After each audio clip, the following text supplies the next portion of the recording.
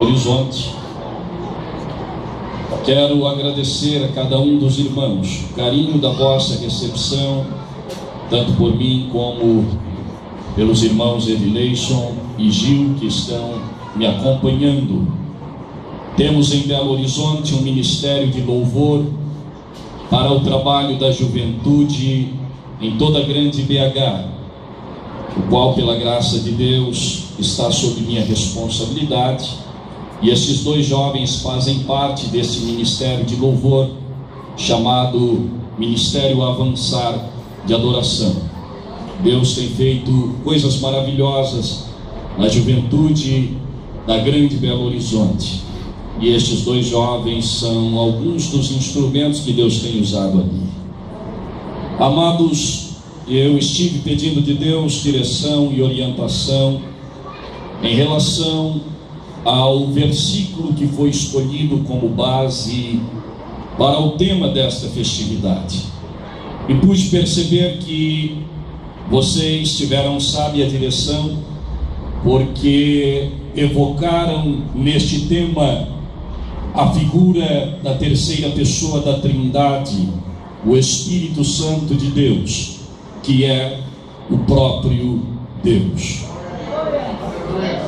O versículo que Paulo dirige à igreja em Éfeso e àqueles irmãos: não vos embriagueis com vinho em que há contenda, há discórdia, há distração, mas enchei-vos do Espírito. É o mesmo que dizer: não troquem a presença do Espírito por coisas vãs. Não troquem a presença do Espírito pelas sutilezas, os ardis de Satanás.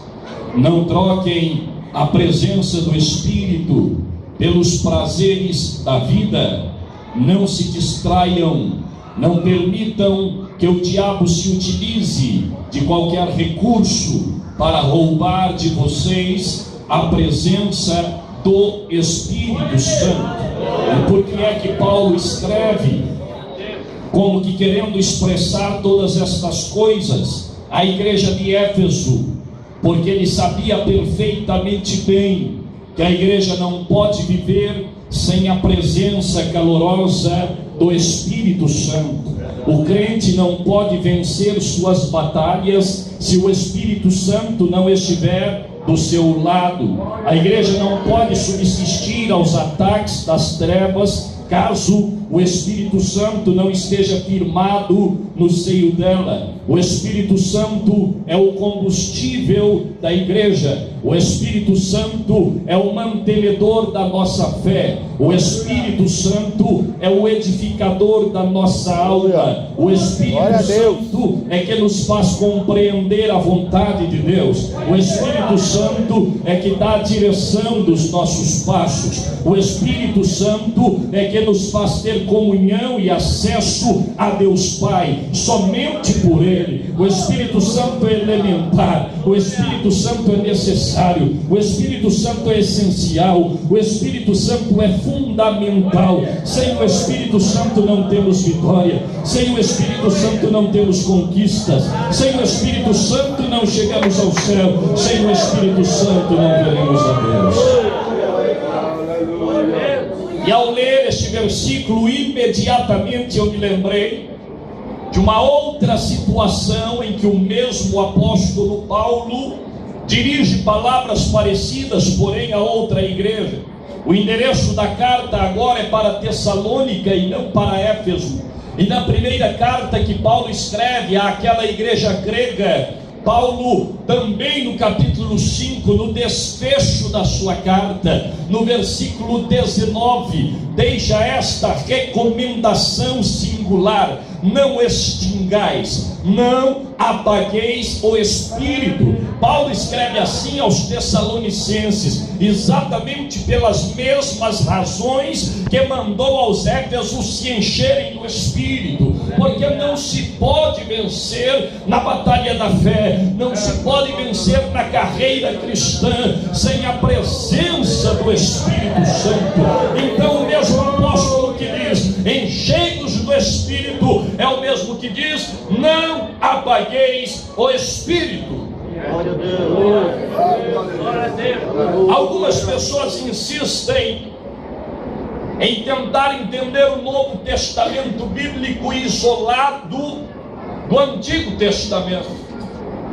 Certa vez eu vi um pastor cometer o absurdo de dizer que o Antigo Testamento não tem valor para os nossos dias. Isto é um grande equívoco. O Antigo Testamento é tão importante quanto o Novo Testamento, mesmo porque o Novo Testamento foi escrito à luz do Antigo Testamento. Quando Jesus pregava seus sermões, ele recorria ao Antigo Testamento, porque o Novo Testamento estava se desenrolando naqueles dias. Da mesma forma, o apóstolo Paulo, os demais apóstolos e todos os escritores do Novo Testamento, o que eles tinham em mão, como as Sagradas Escrituras, eram exatamente o Antigo Testamento. E é por esta razão que quando eles escrevem o Novo Testamento, inspirado pelo Espírito Santo, eles têm em mente alguma passagem do Antigo Testamento. E eu me pego pensando que quando Paulo, inspirado pelo Espírito, escreve tanto a Éfeso, enchei-vos do Espírito, como aos Tessalonicenses, não apagueis o Espírito, provavelmente ele tivesse em mente situações do Antigo Testamento. A grande verdade é que no livro do Levítico, o terceiro livro do Pentateuco mosaico, o terceiro livro da Bíblia Sagrada, Deus estabeleceu, instituiu, ordenou nos 5 primeiros capítulos do Levítico 5 tipos de sacrifícios diferentes. O primeiro deles, no capítulo 1, era o sacrifício de holocausto. No capítulo 2 de Levítico encontramos a oferta de manjares. No capítulo 3 encontramos os sacrifícios pacíficos. No capítulo 4, sacrifício pelos pecados. E no capítulo 5, sacrifício pelo sacrilégio. Mas e daí? Que ligação isso tem com o Novo Testamento? Que ligação isso tem com as palavras do apóstolo Paulo, tanto aos Efésios quanto aos Tessalonicenses? Preste atenção, entre os 5 sacrifícios que Deus ordenara, o primeiro deles era o mais importante, o sacrifício do holocausto. Está no capítulo 1 de Levítico, a ordenança de Deus. Deus orienta Moisés exatamente como deva ser procedido o sacrifício do holocausto. Deve acontecer pelas mãos do sacerdote. Quem era o sacerdote? Um homem especialmente consagrado por Deus para o ofício sacerdotal. Tinha que ser da linhagem levítica, da tribo de Levi, separado, destacado, e que vivia única e exclusivamente para Deus, única e exclusivamente para o sacerdócio. Este homem da tribo de Levi era uma espécie de advogado do povo diante de Deus. A palavra sacerdote quer dizer intermediário, medianeiro, e de modo que o sacerdote era um representante de Israel diante de Deus, um homem extremamente importante. Era ele que competia os sacrifícios que Deus havia ordenado, inclusive o sacrifício de holocausto. E como é que o sacrifício de holocausto deveria acontecer? Mediante o derramamento do sangue inocente de animais. E que animais eram estes? Animais que o adorador levavam para o sacerdote. Acontecia mais ou menos assim. A Bíblia diz que todos os dias alguém que queria adorar a Deus levava um animal macho de 1 ano, sem mancha, sem mácula, puro, ileso, sem defeito. Este animal, que deveria ser o melhor do seu rebanho, era levado até a porta da tenda da congregação, que é o mesmo tabernáculo. A Bíblia diz que o adorador, o ofertante, colocava suas 2 mãos na cabeça do animal, e o sacerdote naquele momento degolava o animal, matava o animal, separava o seu sangue. Depois que o animal era morto, o sangue era aspergido sobre o altar. O animal era partido em pedaços e os seus pedaços eram levados para serem queimados sobre o altar de holocausto. Aquele altar já estava com fogo aceso, aquele altar já tinha lenha nova para alimentar as chamas, porque o fogo deveria estar aceso. E agora que aquele animal morto e já em pedaços era levado para o altar de holocausto, ele era colocado sobre a lenha e o fogo queimava aquele animal inteiramente. Eu disse que eram 5 tipos de sacrifícios, cada um deles com uma característica, cada um deles com um propósito. A maioria exigia derramamento de sangue de animais, mas também existia sacrifício com cereais, com frutos da terra. Mas aqueles que exigiam derramamento de sangue, o animal normalmente era queimado, mas o sacerdote tinha direito na carne. O sacerdote e a sua família tinha direito de se alimentar do animal sacrificado. Nos outros sacrifícios, não neste, não no sacrifício de holocausto, não no sacrifício do capítulo 1 de Levítico, neste sacrifício de holocausto, não se confunda, não perca a linha de raciocínio.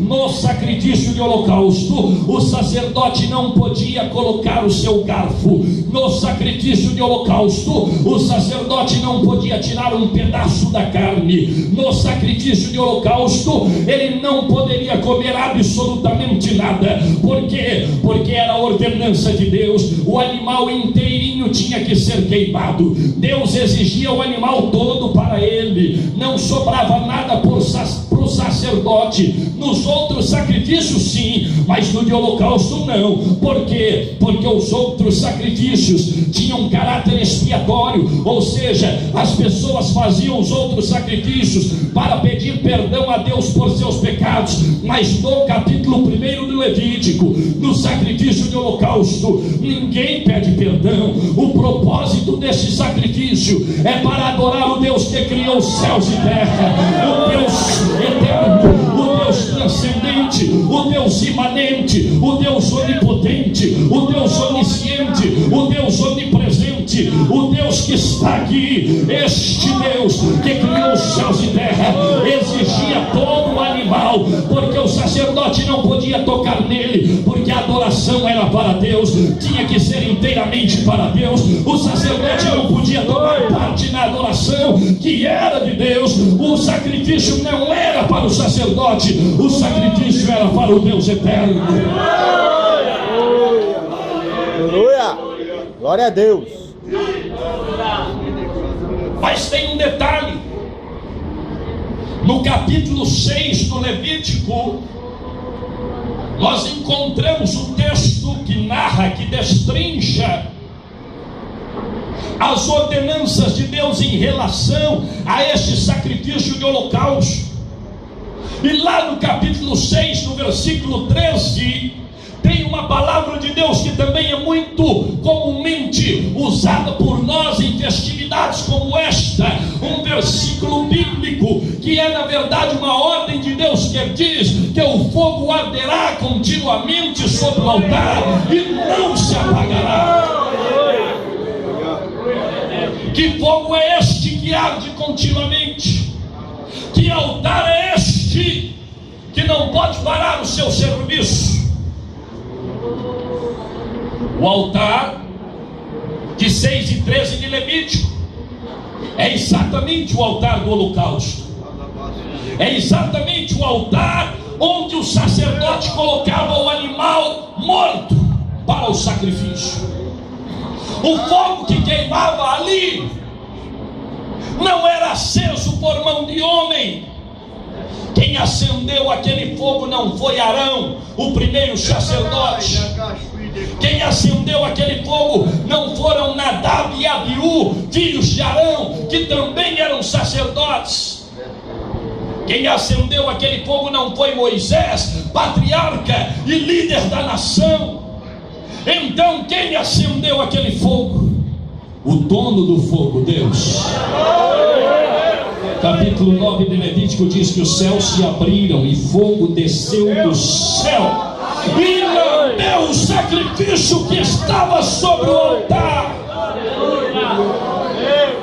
Agora você quer entender por que é que Deus deu uma ordem expressa que o fogo tem que arder continuamente sobre o altar e não pode ser apagado?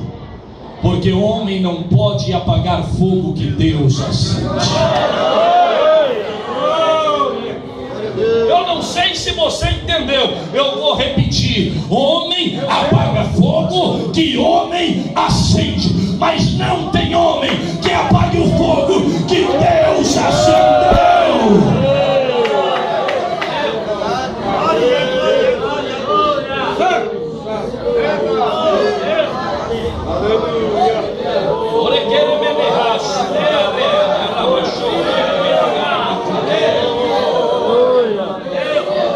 Escute aqui. Existem fogos que não foram acesos por Deus e que estão temporariamente queimando no altar. Temporariamente, porque o fogo que Deus não acende não vai longe. O fogo que Deus não acende tem data de validade. O fogo que Deus não acende não permanece aceso por muito tempo. É loucura do homem acender fogo estranho. O único fogo genuíno e autêntico e que Deus reconhece no seio da sua igreja não é o fogo que o cantor fulano traz, e nem o pregador ciclano, e nem o pastor tal. O fogo que Deus acende lá embaixo é o fogo que ele acendeu um dia.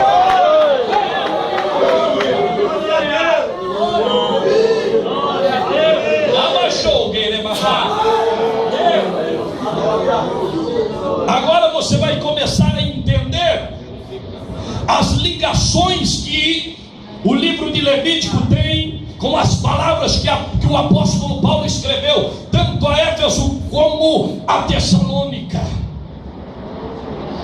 Quando escreve aos Efésios, o versículo tomado para tema, Paulo começa dizendo assim: não vos embriagueis com vinho em que há contenda. Por quê? Logo que Deus acendeu este fogo em Levítico, a primeira vez que Deus acendeu, o fogo foi aceso, não pode mais ser apagado, é uma ordem de Deus. O sacerdote tem que cuidar do fogo todo dia e a noite toda, todos os dias da semana, do mês, do ano, fazendo chuva ou sol, frio ou calor, em toda e qualquer situação, era dever do sacerdote. Ah, mas a lenha está acabando, então coloca a lenha nova. Tem muita cinza, então tira a cinza. Faça qualquer coisa, mas não deixe, não deixe o fogo se apagar. Ah, e tem um outro detalhe: só o sacerdote põe a mão no altar. Nenhum outro homem pode fazer o que é dever do sacerdote. Glória a Deus. Mas logo que Deus acendeu aquele fogo, os dois filhos de Arão, que também eram sacerdotes, chamados Nadab e Abiú, e você vai encontrar isso no capítulo 10 do Levítico. O que é que eles fizeram? Encheram a cara, se embebedaram e procederam loucamente diante de Deus. E porque estavam bêbados, você vai encontrar isso no capítulo 10, repito, do Levítico. Porque estavam bêbados, fora da sã consciência, não estavam sóbrios, estavam ébrios, e por causa disso cometem a loucura de entrar na presença do Senhor e acender um fogo deles próprios, que Deus não tinha acendido. Sabe o que aconteceu? Foram lambidos pela justiça de Deus e morreram subitamente na presença do Senhor. fogo estranho, Deus não se compromete com ele. Quando Paulo diz: não vos embriagueis com vinho em que a contenda, ele sabe o que está falando. Não despreze o Espírito Santo. Não troque o Espírito Santo por qualquer outra coisa desta vida, pelos prazeres passageiros ou pelas atrações do mundo. Nadab e Abiú se deixaram atrair por suas próprias vaidades e foram consumidos na presença de Deus.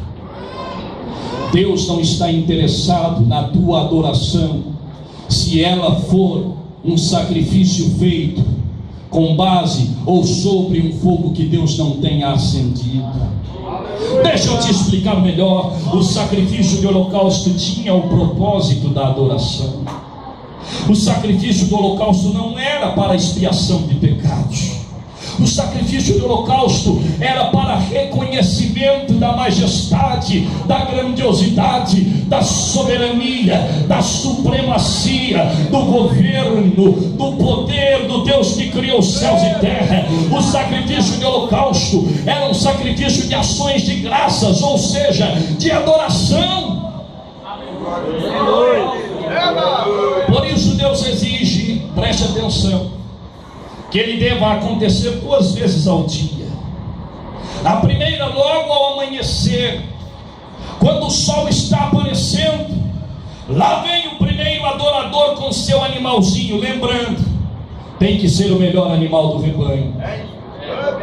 Eu não sei se você já está entendendo. Se você quer adorar a Deus, meu irmão, entregue o melhor do teu coração, entregue o melhor da tua vida, entregue o melhor da tua alma, entregue o melhor do teu ser, entregue a totalidade do seu ser, entregue a essência do seu ser. Deus não está interessado na adoração de quem o faz com o coração pela metade. É por isso que ele diz através de Jeremias ao povo de Judá, exilado na Babilônia, do capítulo 29, 11 em diante: eu pensei os pensamentos que tenho a respeito de vós, que são pensamentos de bem e não de mal, para vos dar uma esperança em um futuro. E vocês me buscarão, e eu serei achado de vós. Buscar-me-eis e me achareis, quando me buscardes de todo o vosso coração.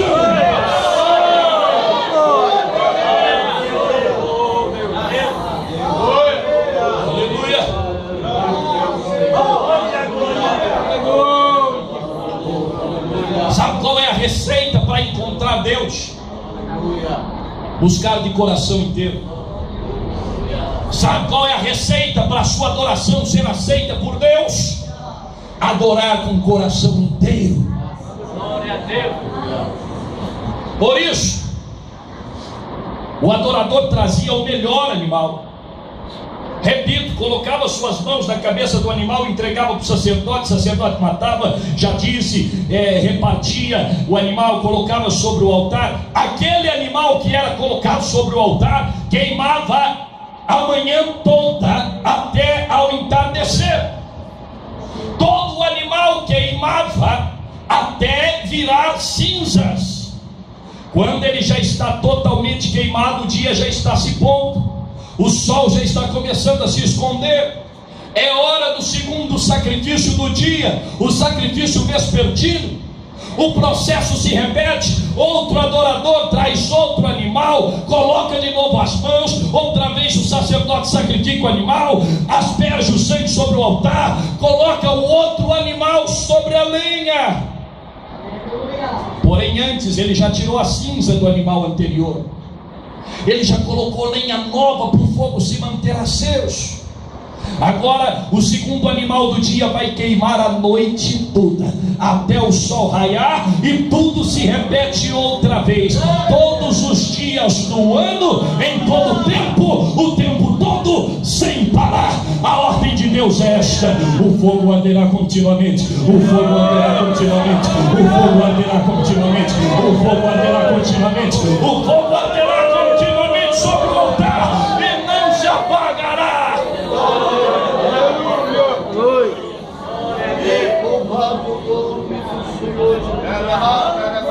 Agora você vai entender por que é que o apóstolo Paulo escreve aos Tessalonicenses, no capítulo 5, versículo 19, o segundo versículo que lemos: não extingais o Espírito. Na versão atualizada, não apagueis o Espírito. O que é que Paulo tinha em mente? O sacrifício de holocausto. Qual era a base doutrinária do apóstolo Paulo, quando ele recomenda aos Tessalonicenses: não deixe o Espírito Santo se apagar? Paulo tinha em mente o fogo do altar de holocausto, que não podia se apagar. O fogo arderá continuamente sobre o altar e não se apagará. É a base doutrinária de Paulo para dizer: não apagueis o Espírito. Sabe por quê? Porque o Espírito é o fogo que Deus acendeu no seio da igreja. O homem não pode apagar o fogo que Deus acende.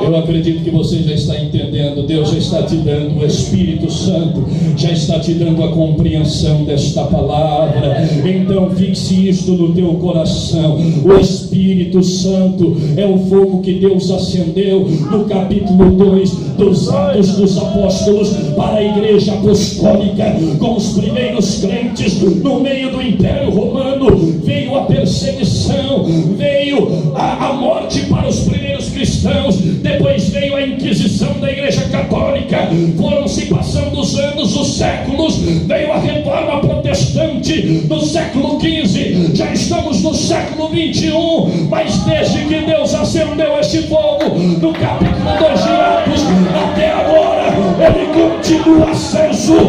Este fogo é o Espírito.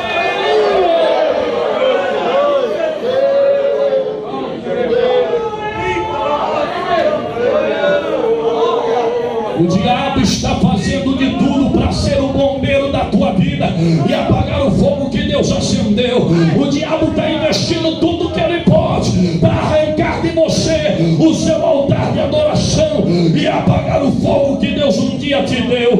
Este fogo que arde, o fogo que queima, o fogo que ilumina os teus passos, a tua vida, o calor gostoso que você está sentindo aí agora.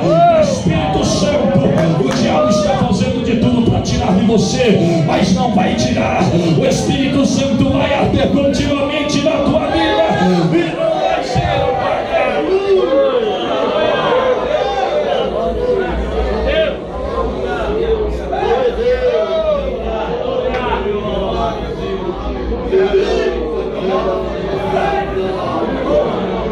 Lá no Antigo Testamento, se o sol estivesse quente, o sacerdote tinha que estar perto do altar para colocar lenha nova. Mas se estivesse chovendo, ele tinha que colocar lenha nova e manter o fogo aceso do mesmo jeito. Está calor, o fogo está aceso. Está frio, o fogo está aceso. É feriado, o fogo está aceso. Sabe como é que as nações vizinhas reconheciam o povo de Israel? Pelo sinal da fumaça. O povo acampava, o fogo está aceso. Se tem fogo, tem fumaça. 24 horas por dia subia uma fumaça do altar do holocausto até os céus. E a Bíblia diz que era um cheiro suave às narinas de Deus.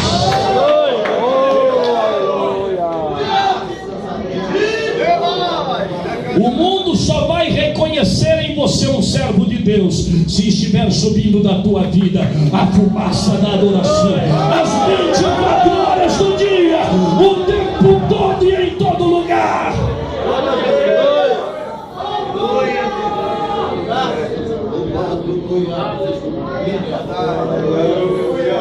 O diabo também está fazendo proposta de fogos estranhos.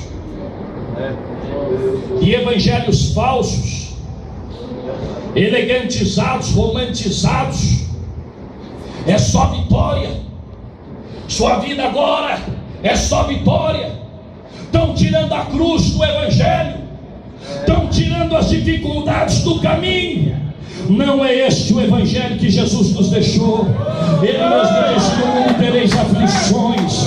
O evangelho de Cristo tem cruz. A cruz é pesada, não é fácil de carregar, mas vale a pena.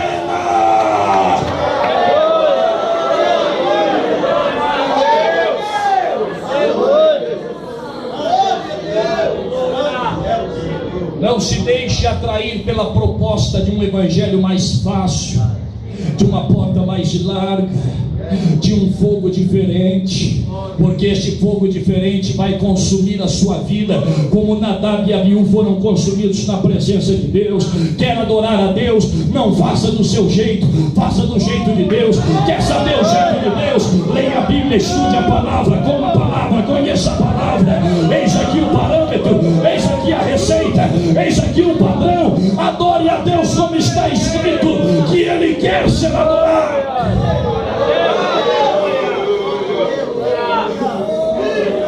Sabe como é que se adora a Deus? Não deixando o fogo do Espírito se apagar. Sabe como é que mantém o fogo do Espírito aceso? Tira a cinza chamada pecado, coloca lenha nova chamada santidade, oração, jejum, consagração. Coloca lenha nova. Esta fogueira que Deus acendeu na sua vida, não tem chuva, não tem vento, não tem tempestade, não tem diabo que apague. O fogo arderá continuamente. Glória a Deus.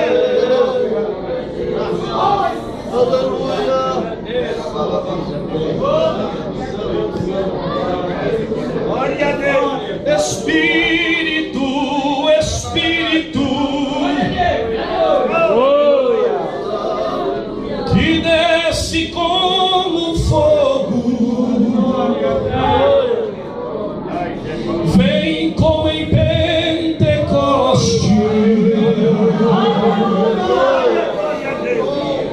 e enche tua igreja de novo. Espírito, Espírito, que desce como fogo, vem como em Pentecoste e enche-me de novo. Você pode se colocar de pé por um instante, por favor?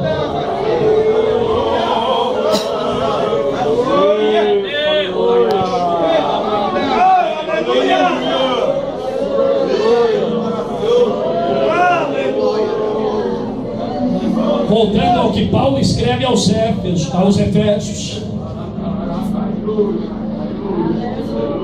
não vos embriagueis com vinho em que há contenda, mas enchei-vos do Espírito Santo. Sabe por quê?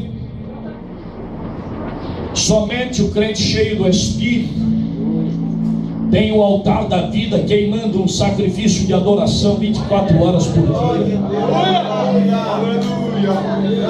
Somente um crente cheio do Espírito tem fumaça de adoração que sobe da vida dele para o céu.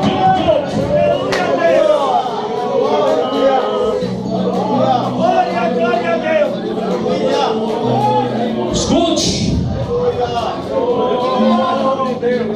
Já viu o churrasqueiro inexperiente tentando acender o carvão? Que sacrifício! Joga álcool, pega o ventilador, o secador de cabelo da esposa, sopra daqui, sopra dali, abana daqui, abana de lá, porque não tem experiência. É um sacrifício para manter o fogo aceso. Tem crente assim, irmão. só acende o fogo quando vem para a igreja. Aí sopra daqui, sopra de lá, liga um ventilador daqui e de lá, mas o fogo não pega de jeito nenhum.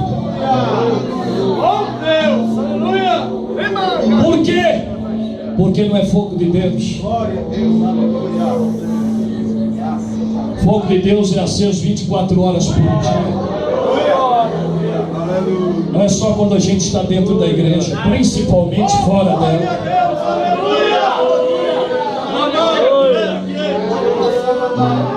Ó Espírito Santo, vem encher, vem encher, vem encher.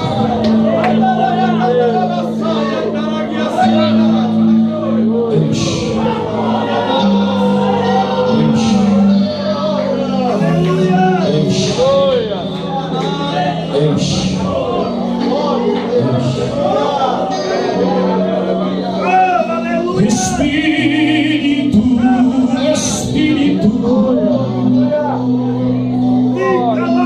e desce como fogo, vem como em Pentecoste, e enche-me de novo. Feche os seus olhos.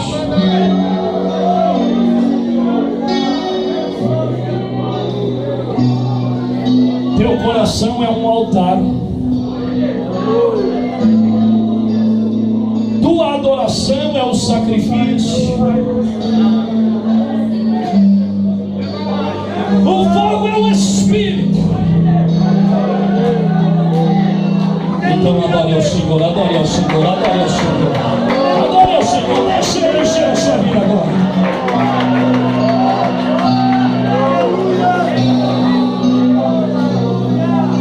Sabe quem é você? Sabe quem é você nesse processo de adoração? Você é o sacerdote. Lá no Antigo Testamento era dever do sacerdote manter o fogo aceso. Se o fogo apagasse, ele morria, a família dele morria, a nação morria. Se o fogo do Espírito apagar na sua vida, você morre. Mas aqui nesta noite tem vida.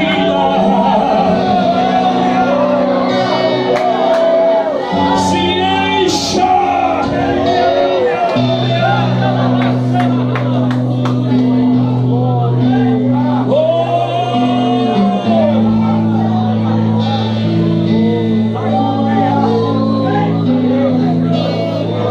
Agora sabe o que é melhor?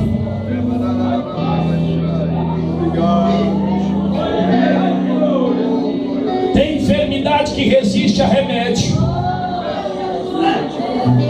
Tem enfermidade que resiste a cirurgia. Mas não tem enfermidade que resista ao fogo do Espírito. Se Deus receber a tua adoração agora, você pode ser curado de toda e qualquer enfermidade. Quem crê?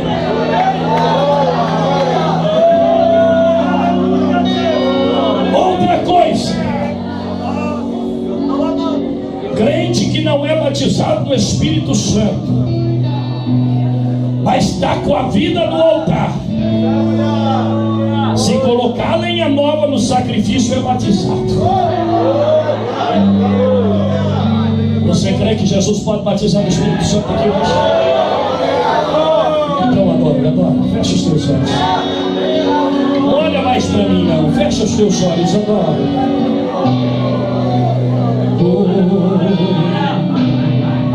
O oceano do Espírito,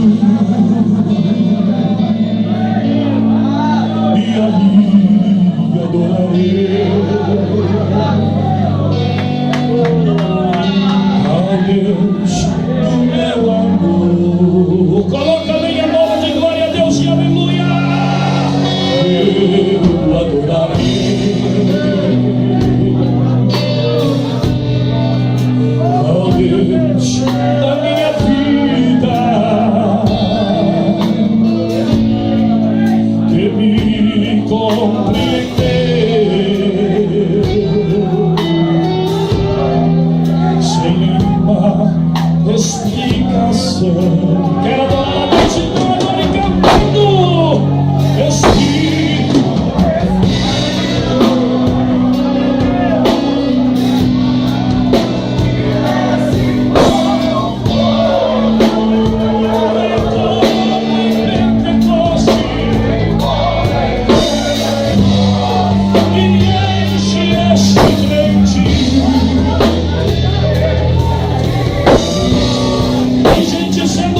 do Espírito.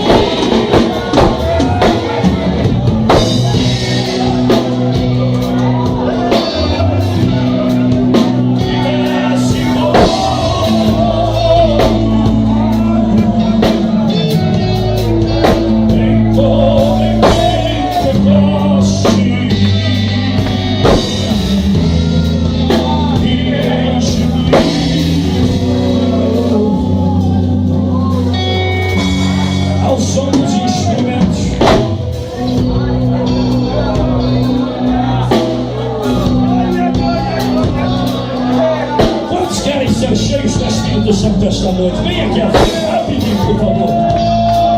Vem aqui, quer ser cheio do Espírito Santo? Corre aqui, por favor, sai do seu lugar, vem aqui. Você que não é batizado no Espírito Santo, você que tem uma enfermidade, mas quer ser cheio do Espírito Santo esta noite, venha ser cheio.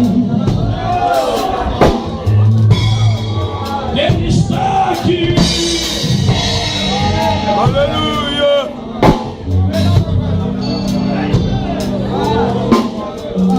Glória a Deus!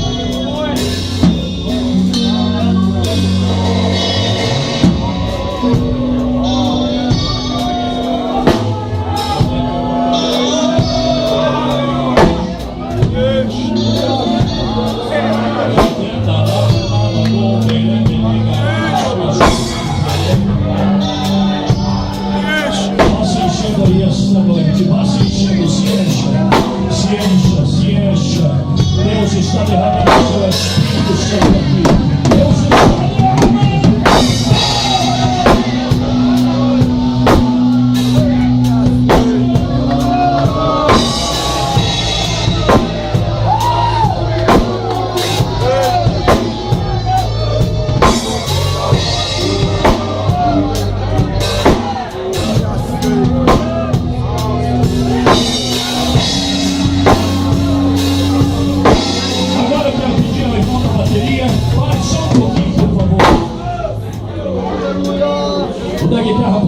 bem baixinho agora, por favor, só para que eu possa orar de modo que todos entendam. Eu já preciso parar, o tempo já está chegando. Feche os teus olhos, por favor. Aí na tua mente,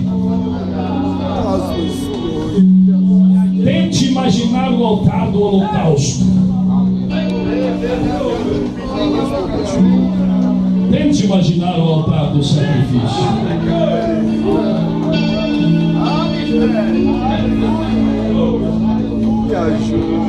O sacrifício é a sua adoração. O sacerdote é você. E o fogo é o Espírito. Espírito Santo de Deus. Tu és o fogo que foi aceso no altar das nossas vidas pela mão do próprio Deus. O diabo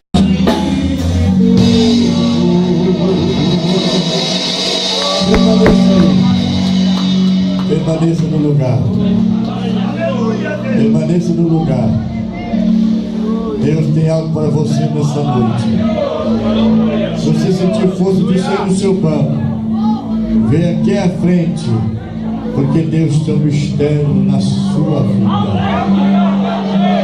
Eu já estou vendo um milagre acontecer aqui dentro. O que Deus profetizou, que através da melodia, através do fogo, a enfermidade ia ser queimado. E nesse momento eu já sinto agora o meu Jesus colocando fogo agora nessa doença que está te assolando. Essa doença que está assolando a você, está tirando a sua paz aqui dentro, está tirando a sua alegria. Muitas vezes Satanás está dizendo: você não vai participar desse congresso. Você vai sim. Você vai, porque o Senhor Jesus já está queimando. Ele está queimando. Ele está mudando o curso da sua vida agora. E Ele está receba a graça de Deus, receba a unção de Deus agora na sua vida. Oh, glória a Deus, receba a unção, receba a unção, receba a graça, receba renovo. Quando